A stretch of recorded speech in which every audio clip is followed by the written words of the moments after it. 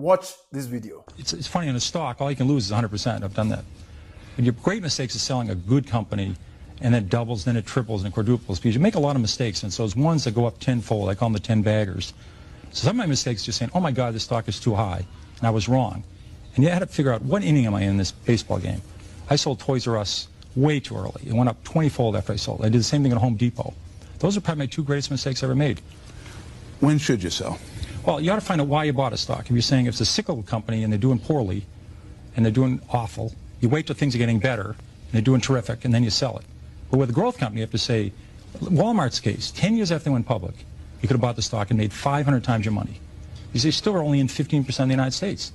And they could say, why can't they go to 17? Why can't they go to 19? Why can't they go to 23? So for the next 4 decades, they're around the country. So you have to say to yourself, in this stock, I have a 10-year story, a 20-year story. You ought to be able to write that down and follow that. That's what I do with the company. And that's your decision. That's how you sell it. Now, for every investment you make, you must have an exit strategy.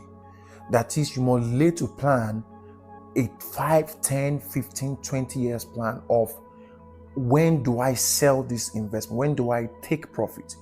You have to know when to take profit. Most people make investment without an exit strategy. They are waiting for when the stock will hit an unimaginable height, or any kind of investment will hit an unimaginable height.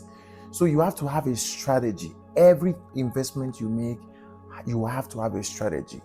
You must know when a particular investment hit a cap and say, at this point, I am selling, I'm taking my capital, I'm taking a little bit profit. And you can now even reinvest back your small profit you have, and enter at a new position. So many of you have asked me the question, when do I sell a stock? This is the answer. Determine an exit strategy. It can be 5, it can be 10, it can be 20, it can be 30 years. But always have an exit strategy.